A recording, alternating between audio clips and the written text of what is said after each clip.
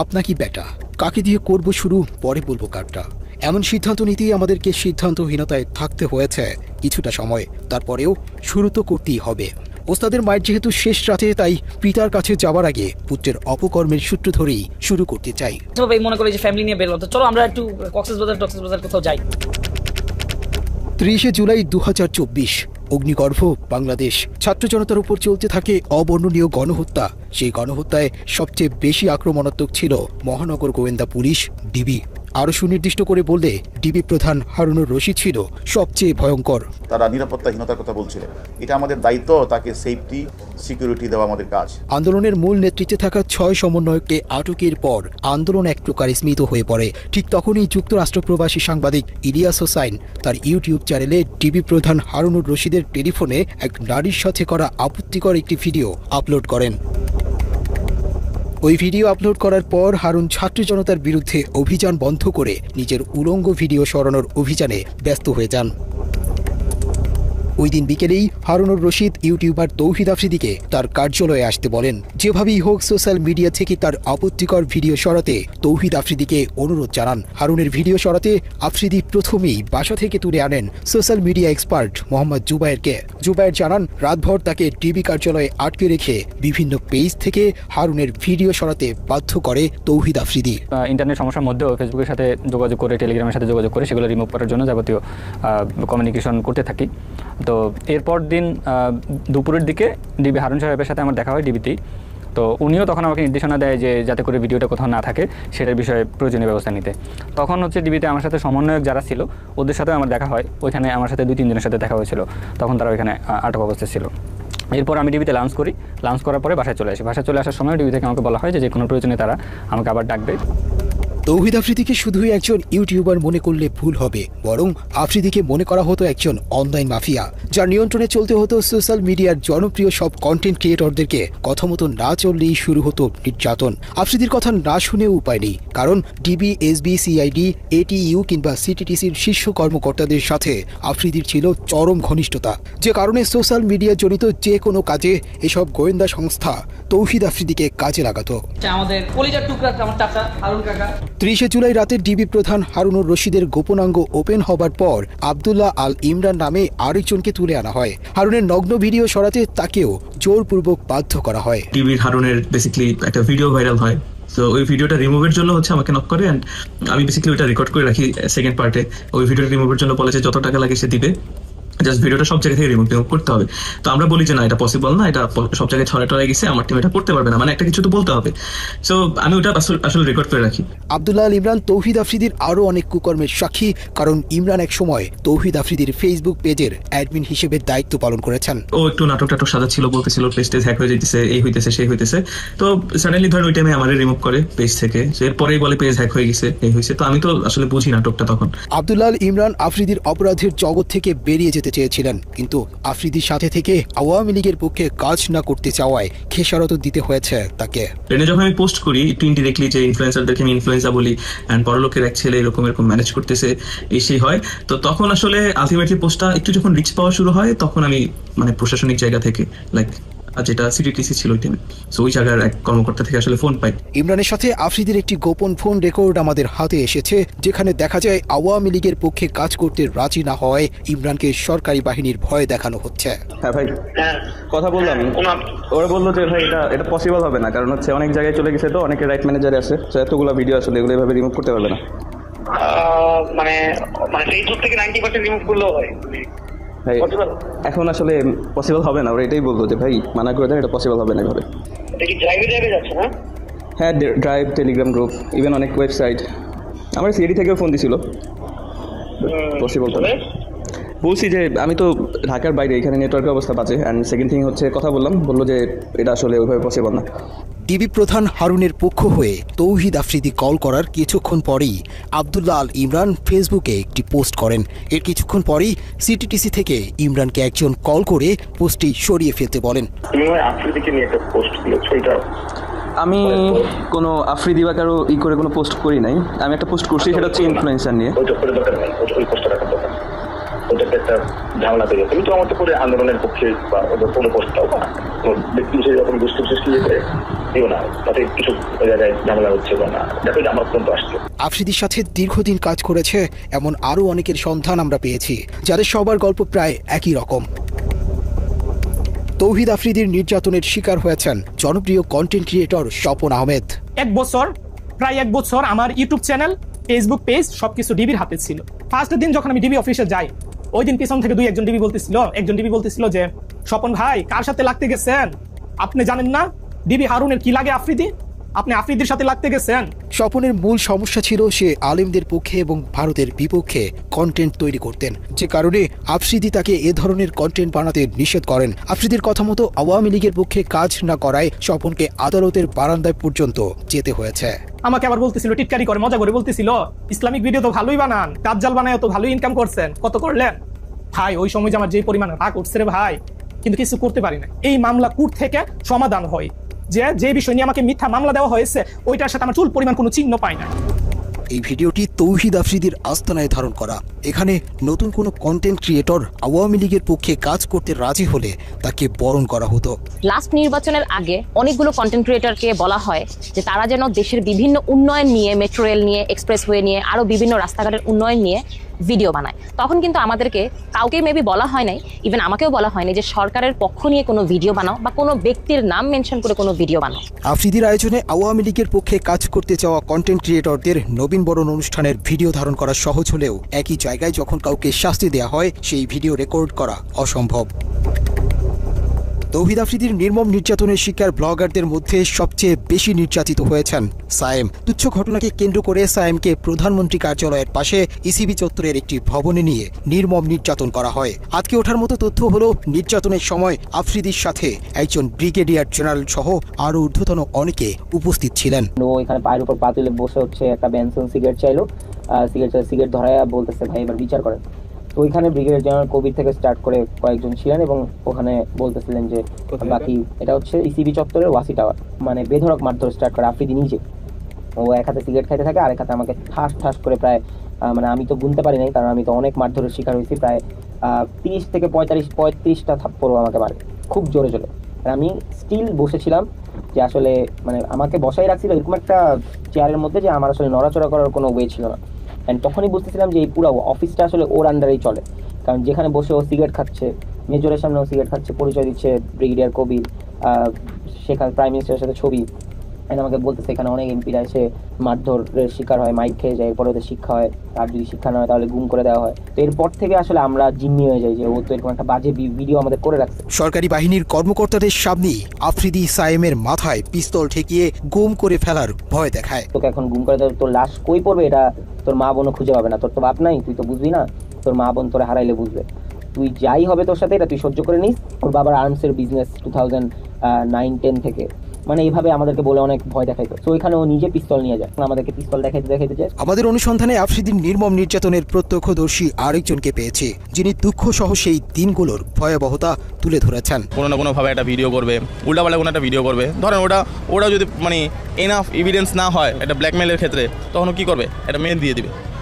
কারণ ওই জিনিসটা তো ভাই মানুষের সমাজে কলঙ্কিতভাবে মানুষ দেখে বা ওরা খারাপ চোখে দেখবে। সো ওই রকম কোনো না কোনোভাবে ওই মানুষটার অপদস্থ করার জন্য ওইরকমভাবে ওরা ডাউনফলে আনানোর পর দেন ওই মানুষটা তো জানে না, ওই মানুষটা জানে সে এনজয় করছে, পার্টি করছে, দেন কোনো দিন যদি ওই মানুষটা ওর কথার বিপরীতে যায়, তখন ওরে পিছন থেকে ঘাড় মটকা ধরার জন্য ওর ওই ভিডিও, ওর ওই সব জিনিস দিয়ে ও মানুষ ট্র্যাপ করে থাকে। জুলাই আন্দোলনেও আফ্রিদি দেশের জনপ্রিয় সব কন্টেন্ট ক্রিয়েটরদেরকে হুমকি দিয়ে সরকারের পক্ষে কাজে লাগানোর সব রকমের অপচেষ্টা চালিয়েছেন।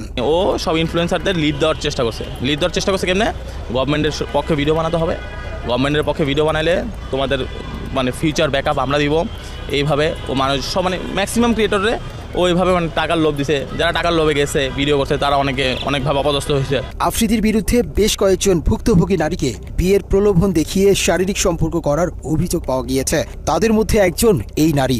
আমি সোশ্যাল মিডিয়াতে বিভিন্ন রকমের কন্টেন্ট বানিয়ে থাকি। নাম প্রকাশে অনিচ্ছুক ওই নারীর অভিযোগ, দীর্ঘদিন তার সাথে শারীরিক সম্পর্কের পর হঠাৎ করেই আফ্রিদি তাকে ছুঁড়ে ফেলে। তৌহিদ আফ্রিদির সাথে আমার একটা বন্ধুর মাধ্যমে যোগাযোগ হয়, তো ও আমাকে বিভিন্ন রকমের সহায়তার হেল্পেরই দেখায়, যে আমাকে আশ্বাস দেয় যে আমাকে কন্টেন্ট ক্রিয়েট করতেও আমাকে হেল্প করবে।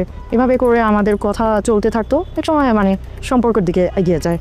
ভুক্তভোগী ওই নারী শেষ পর্যন্ত চেষ্টা করেছিল আফ্রিদির সাথে সংসার করবার, কিন্তু ডিবি অফিসে ডেকে নিয়ে তাকে গায়েব করে দেওয়ার হুমকি দেয়া হয়। তারপর আফ্রিদির সাথে সংসারের স্বপ্ন শেষ হয়ে যায় তার। সবশেষ আফ্রিদির সাথে তার সম্পর্কের বিষয়টি সোশ্যাল মিডিয়াতে প্রকাশের হুমকি দিলে আফ্রিদি তাকে উল্টো হুমকি দেয় মুনিয়ার মতো পৃথিবী থেকে সরিয়ে দেওয়ার। আমি জানতে পারি যে বিভিন্ন মেয়েদের সাথে ওর সম্পর্ক আছে, ইভেন মুনিয়া নামে যে একটা মেয়ে আছে ওর সাথে ওর সম্পর্ক। তো আমি এটা জেনে ওর সাথে আমি একটু রাগারাগি করি, কারণ এটা স্বাভাবিক, আমার একটু খারাপ লাগতেই পারে, আমি যেহেতু ওকে ভালোবেসে ফেলেছি। তো ওকে আমি বলার পরেও আমার সাথে খুব বাজেভাবে রিয়াক্ট নেয়, বলে যে একসময় এরকম বলে যে মুনিয়ার যেরকম অবস্থা হয়েছে আমার ঠিক সেরকম অবস্থা হবে, মানে ইনডিরেক্টলি ও আমাকে ভর্তার হুমকি দেয়। ওই নারীর অভিযোগের সূত্র ধরে আমরা বেশ কিছু ফোন রেকর্ড হাতে পাই, যেখানে মুনিয়ার বাসায় আফ্রিদির যাওয়া আসা এবং বিভিন্ন সময় ঘনিষ্ঠতার প্রমাণ মেলে। মুনিয়ার সাথে আফ্রিদির ঘনিষ্ঠতা এবং আরেক প্রেমিকার বক্তব্য মেলারে মুনিয়ার হত্যার রহস্য অন্যদিকে মোড় নিতে পারে। বলছে রসকস থাকবে না, মানে তুমি টাইম দিবা না, এটা তো আছেই। ও রসকস থাকবে না বিয়ের পর, বিয়ের আগেই রসকস থাকবে, বিয়ের পর তো হারানো দূরে কথা। ঠিক আছে, উনি কিভাবে বলবো, ওনাকে আমি তোমার উপরে কিছু। হ্যালো, হ্যাঁ কোথায় তুমি? হ্যালো, হ্যাঁ কই, কি করো? এই যে আমি রাতের মধ্যে আসছি। ও কোথায় আসবা? তোমার ঠিক করবো রাতে। আচ্ছা ঠিক আছে, ফোন দিও, আগে জানাও। হ্যাঁ কোথায় তুমি? অফিস কাজে। অফিসে গাড়ি চালাও? না অফিস। আচ্ছা তো এখন কি করবো বলো একটু। কি করবো মানে বুঝিনি। মানে আজকে দেখা করবেন আমার সাথে একটু? আচ্ছা দেখো না, আমি মানে মাত্র ইন্টারকন্টিনেন্টাল থেকে বেরোচ্ছি। হ্যাঁ আমার কথা হচ্ছে আমি আসতে পারবো, কোনো সমস্যা নেই, কিন্তু আমি তো একটু ড্রাঙ্ক। চলবে হবে না, সমস্যা কি? আচ্ছা ওই কথা বলতে পারো না, ওইটা বাইকাবা। হ্যাঁ বুঝি নাই, বাইকাবা গাদা কেন? গাদা কেন? তুমি এত ন্যাচারাল কথা বলতে পারতা? হ্যাঁ আমি ন্যাচারালি কথা বলি। হ্যাঁ কি করো? আচ্ছা যাক একটু 1%। হ্যাঁ এটা আমি একটু জানালাম। আর আমি আসছি।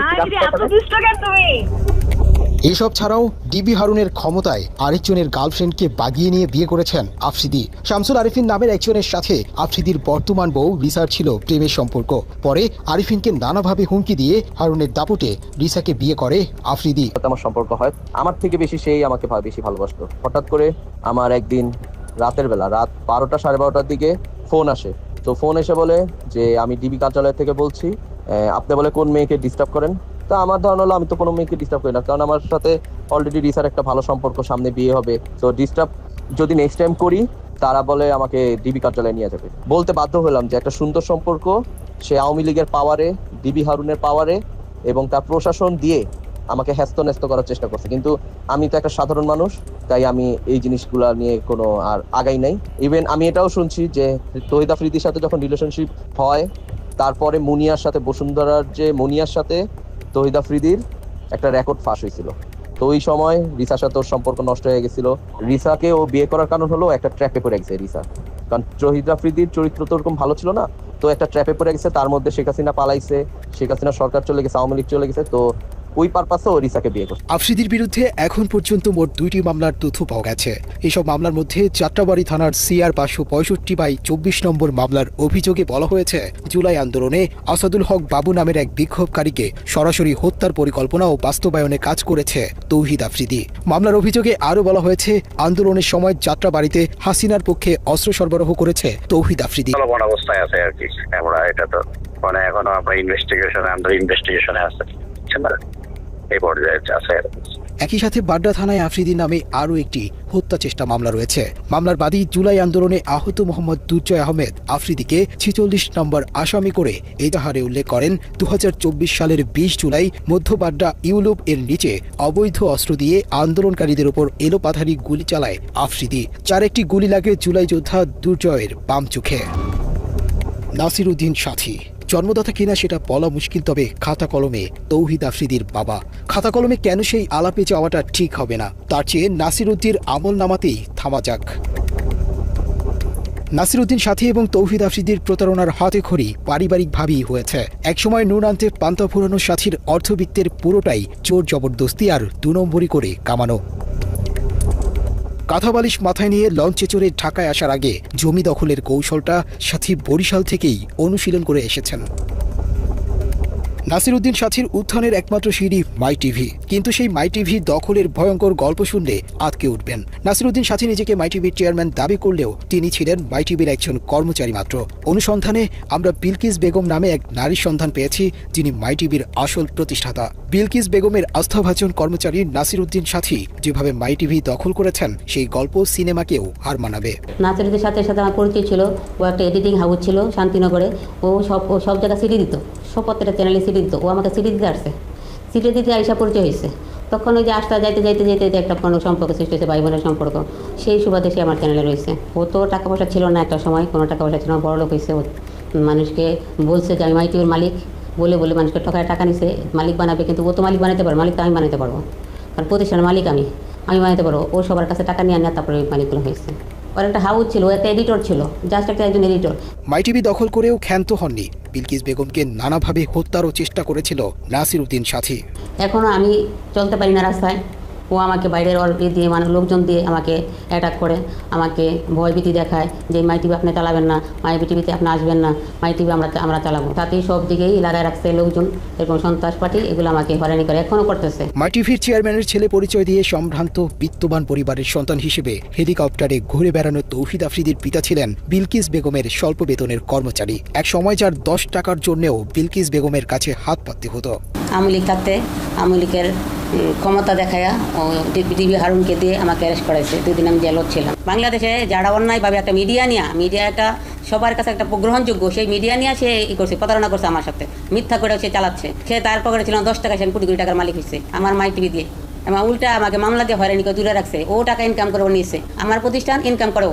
পকেটে 10 টাকা না থাকা সাথী আজ হাজার কোটি টাকার মালিক। প্রতারণার মাধ্যমে দখল করা এক মাই টিভির ওপর ভর করে সাথীর পরিবারের সবার ঘরে লাল নীল বাতি জ্বলছে, আর অন্ধকার হয়েছে অনেকের ঘর। এলাকায় বিভিন্ন মানুষের বাড়িঘর দখল করে মাই টিভির সাইনবোর্ড ঝুলিয়ে দিয়েছে নাসিরউদ্দিন সাথী। আমার এই নতুল্লাবাদের জায়গা ক্ষমতার বলি দাও ভুয়া কাগজপত্র দিয়া, আর আমার 1 লক্ষ 3 বছর কিনতে যাইছে সমুক আমি ইত্যাদি আমার কেনা জায়গা আমি সব করে রায় পাইছি, হাইকোর্ট সুপ্রিম কোর্ট, কিন্তু ক্ষমতার রায় পাই। বিলকিস বেগমের কাছ থেকে দখল করা মাই টিভির বর্তমান যে ভবনটি রয়েছে সেটিও দখল করা। ভুক্তভোগী ব্যক্তি আইনজীবী হবার পরেও সাথীর সাথে পেরে ওঠেননি, কারণ টাকা আর সন্ত্রাসী বাহিনীর দাপুটে দিব্যি জবরদখল করে রেখেছেন ভবনটি। 2012 সালের শেষ দিকে আইসা, নভেম্বর ডিসেম্বর মাসের দিকে আইসা এই নাসিরউদ্দিন সাথী মাই টিভি লোকজন নিয়ে আসে আমাদেরকে এইখানে বলে যে এটা তার জায়গা, এই জায়গা তার, সেই জায়গা পাওয়ার পেটনি করছে, এই জায়গায় মালিক সে, এইসব করতেছে। হ্যাঁ, তো আমরা তো এইসব বুঝি নাই। আসলে এর আগে সে ঘটনা যা ঘটাইছে এটা হলো গিয়া যে ওই 2012 সালের নভেম্বর মাসে 6 তারিখ সে ওই 521-22 দাগে ওইখানে সে জায়গাটা দখল করতে গেছিলো, দখল করতে পারে নাই। হ্যাঁ, দখল করতে পারে, পরে সে একটা পাওয়ার অফ অ্যাটর্নি করছে, ওরা রামপুরা থানায় একটা মামলা করছে, জিডি করছে ওই মুজিবুর রহমানের বিরুদ্ধে আর কি, জিডি করে। এরপরে এসে সে পরবর্তী মাসে এসে আমাদের বাড়ির জায়গাটা দখল করছে। প্রশাসনের নাকের ডগায় এরকম একটি ভবন দখল করে টিভি স্টেশন দিয়ে বসলেও কেন সরকারের কোনো ভ্রুক্ষেপ নেই তা নিয়েও রয়েছে অনেক প্রশ্ন।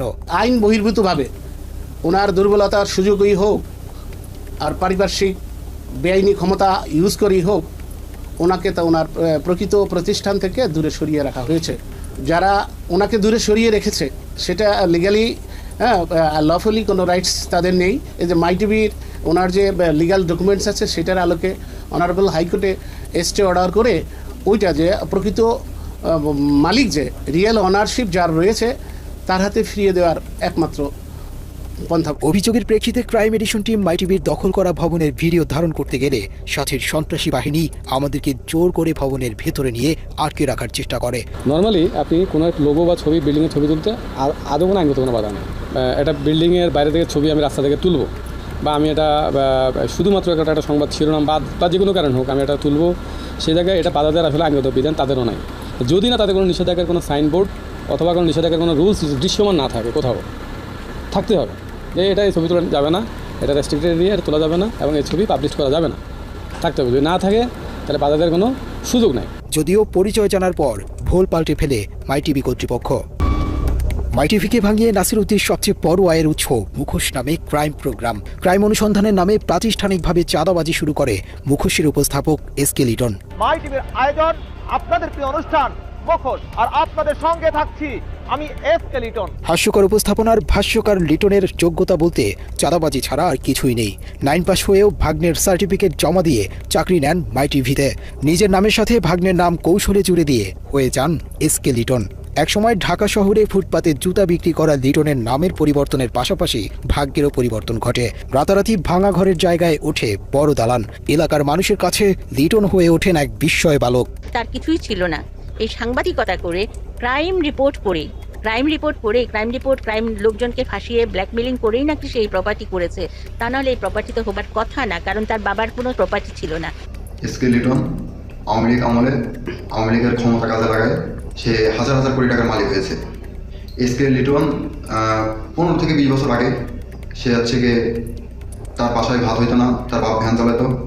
উপরতলায় এসে দুতলায় বসে থাকে, তার ম্যানেজার দিয়ে কথা বলাই, আলম আছে, তার ছোট ভাই বকুল আছে, তারা বিভিন্ন হুমকি ধামকি দেয়, বলে তোকে গোডাউনে আটকে রেখে দেবো, তো কোন বাপ আছে ডেকে আন, তো কিডা আছে যা পারিস তাই করে নে। নিজের নামের পাশাপাশি মাই টিভির মালিকের নামেও করতে থাকেন একের পর এক সম্পদের পাহাড়। চুয়াডাঙ্গার জীবননগরে লিটনের রয়েছে জীবননগর বাঁকা ব্রিকফিল্ড এলাকায় 15 বিঘার বেশি জমির উপর নির্মিত সাথী অটো রাইস মিল, যার নির্মাণ ব্যয় অন্তত 150 কোটি টাকা। এই মিলের ভেতরেই রয়েছে 100 গরু ধারণ ক্ষমতার একটি খামার। এছাড়া জীবননগর পৌরসভায় 3 স্টার হোটেল, কোটি কোটি টাকা মূল্যের জমি, বাড়ি রয়েছে একাধিক। এসবের বাইরে সাথীর দাপটে এলাকায় নামে বেনামে ডুপ্লেক্স বাড়িসহ অঢেল সম্পত্তি গড়ে তুলেছেন লিটন। যেখানে যায় সেখানে শুনে লিটন বিশাল বড় সাংবাদিক। সে তো হাই স্কুলে গন্ডি পার করেনি, সে তো সোর্স ছিল। শুনছি ছাগল মাগল চুরি করতো, তার হচ্ছে যে পেরাতলা যে বট গাছ আছে, যে রাখালসা মাজারের বট গাছে, তাকে বেঁধে বিচার করা হয়েছিল। একটা মূর্খ একটা ছাগল চোর মানুষ আওয়ামী লীগের সময় নাকি বিশাল বড় সাংবাদিক। পরস্পর আমাদের অত্যাচারের উপর অত্যাচার আর গরম পানির জন্য আর আমাদের এই মাঠটা বিচ্ছিন্ন হয়ে যাচ্ছে। গত বছর 3 বিঘে ধান পুরা পচে গেছে, এই জন্য তাকে বলা হয়, কিন্তু মিলের কাছে গেলে তারা হুমকি দেয় এবং মারতে যায়। একটা ক্রাইম রিপোর্টার কি করে দিনের পর দিন ক্রাইম করে চলেছে, কয়েক হাজার পরিবারকে সাফারার করে তুলেছে এবং পরিবেশ নষ্ট করছে। সে তো অন্যটা নষ্ট করে এটা করতে পারে না, এটা আইনত সিদ্ধ না, আইনসিদ্ধ না। আর পরিবেশ নষ্ট করার রাইট তার নেই। পরিবেশ কেন নষ্ট করবে? ইউনিয়ন কাউন্সিলের চেয়ার রাস্তা কেন সে দখল করবে? এগুলো কোনোটাই তার রাইট নেই। মৃত মানুষের টাকা আত্মসাতের বদনামও আছে লিটনের বিরুদ্ধে। 2015 সালে নিজ বাড়িতে খুন হন চুয়াডাঙ্গার স্থানীয় সাংবাদিক আবু সায়েম। ওই সাংবাদিকের 20 লাখ টাকা আত্মসাতের অভিযোগ রয়েছে লিটনের নামে। তো টাকা দিয়ে এসকে লিটন আত্মসাৎ করেছে সেটা আমরা পরে বুঝতে পারলাম, কারণ আমার চাচা মারা যাওয়ার পরবর্তীতে উনি আর একবারের জন্য আমাদের ফ্যামিলির সাথে যোগাযোগ করেনি। হতদরিদ্র পিতার অশিক্ষিত সন্তান হয়ে এত সম্পদের মালিকানার উৎস কি জানতে টিম ক্রাইম এডিশন এসকে লিটনের সাথে যোগাযোগ করলে তিনি বিষয়টি নিয়ে কোনো জবাবদিহিতা করতে রাজি হননি। আপনি যদি বলতেন যে মানে এই প্রপার্টির উৎসটা কি আসলে? কিসের উৎস? উৎসটা মানে আপনি কি বলতে চান? এসকে লিটনকে নিয়ে নাসিরউদ্দিনের চাঁদাবাজির ব্যবসা ভালোই চলছিল, কিন্তু পারিবারিকভাবে সম্পর্ক খারাপ হওয়ায় এসকে লিটনকে মাই টিভি থেকে বের করে দেন সাথী। তারপর থেকে এসকে লিটনের চাঁদাবাজির দোকানের চাবি তুলে দেয়া হয় আরেক চাঁদাবাজের হাতে। সুটকেস নিয়ে বিমান থেকে নামা ব্যক্তির নাম মুজিবুর রহমান। কদিন আগেও যার স্যান্ডেল কেনার পয়সা ছিল না, তিনি এখন হেলিকপ্টার বিমান ছাড়া চলেনি না। ওই তো আগে মানে আপনার ওই যে প্রথম ফ্লেক্সের দোকান ছিল। গ্রামের বাড়িতে বিশাল এক রাজপ্রাসাদ গড়ে তুলেছেন। কে বলবে এই তো কদিন আগেই ফ্লেক্সিলোটের দোকানে কাজ করত এই মুজিব। চাঁদা তুলে আনা টাকায় এলাকায় নাকি মানুষকে দান খয়রাত করে থাকেন, কিন্তু এত টাকার উৎস কি? নাসিরউদ্দিন সাথী এবং তার ক্রাইম পার্টনার পুত্র যাত্রাবাড়ি থানার হত্যা মামলা থেকে বাঁচতে সূক্ষ্ম এক পরিকল্পনা সাজিয়েছিল। সাথীর ব্যক্তিগত আইনি পরামর্শককে তিনি মানবাধিকার সংস্থার আইনজীবী সাজিয়ে বাদীর কাছে পাঠান। মামলার বাদীকে বিনামূল্যে আইনি সহায়তা দেওয়ার কথা বলে আফজাল হোসেন নামের ওই আইনজীবী মামলাটি বাগিয়ে নেয়। তারপর থেকেই ওই আইনজীবী নাসিরউদ্দিন সাথী ও তার ছেলেকে মামলা থেকে বাদ দেওয়ার জন্য বাদীকে নানাভাবে ম্যানেজের চেষ্টা করতে থাকেন। এইগুলো শোনার পর বলে ঠিক আছে, যা হওয়ার হয়েছে আপনারা আমাকে সহযোগিতা করেন। আর ওই যে এখানে 3টা বাচ্চা আছে এবং গরিব লোক আছে, ওরাও গরিব। হ্যাঁ, আমরা আমার তরফ থেকে আপনাকে দিব 3টা বাচ্চাকে 10 লাখ করে 30 লাখ টাকা দিব। এরই ধারাবাহিকতায় ওই আইনজীবীর পরামর্শে বাদী গুলশানের একটি বাসায় যায়। সেখানে তাকে গুম করে ফেলার ভয় দেখিয়ে কিছু টাকা হাতে তুলে দিয়ে ভিডিও করতে বাধ্য করা হয়। সেই ভিডিওটি এখনো তৌহিদ আফ্রিদির হেফাজতে রয়েছে। আমার শ্বশুরকে আমাদেরকে সবাইকে নিয়ে সরাসরি চলে গেল ওদের বাসায়। হ্যাঁ, ওদের বাসায় নিয়ে গিয়ে ওইখানে ছবি টবি সবকিছু তুললো। তুলে তারপর আমাদেরকে এখান থেকে ছবি তুলেন এবং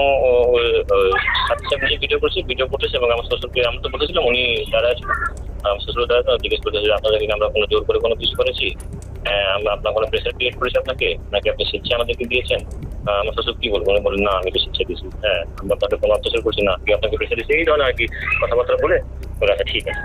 গুলশানের ঘটনার পর ওই আইনজীবীর আসল পরিচয় জানতে পেরে বাদী তার মামলাটি অন্য আইনজীবীকে দিতে চাইলেও সে এনওসি দিতে গড়িমসি করে। আমরা জানতে পারি যে আমাদের পক্ষের উকিল নাকি আসামি পক্ষে হয়ে কাজ করতেছে। পরে তখন আমরা যখন বলি তো ওনাকে, তখন ওনার সাথে আমাদের অনেক তর্কাতর্কি হয়। এক পর্যায়ে আমরা বলি যে আমরা আপনার কাছে আর মামলাটা রাখবো না, আপনার কাছে মামলাটা রাখা মানে আমাদের মামলাটা নষ্ট হয়ে যাওয়া। তখন আমরা যখন মামলা এনওসি চাই তখন আমাদেরকে সে এনওসি দিতে না করে, যে এনওসি সে দিবে না। যদি আমাদেরকে একান্ত এনওসি নিতে হয় তাহলে আসামি পক্ষের সাথে কথা বলতে হবে। এমনকি বাদীপক্ষ আফজালের কাছ থেকে এনওসি নিতে গেলে তিনি বলেন মাই টিভি থেকে এনওসি আনতে। ওনারা মনে হয় আপনার কাছ থেকে এনওসিটা চেয়েছিল আর কি। জি, তখন আপনি বলছিলেন যে এই বিষয়ে কথা বলতে, এই জন্য আমি কল দিলাম যে আপনি এনওসিটা আপনি কবে নাগাদ দিচ্ছেন।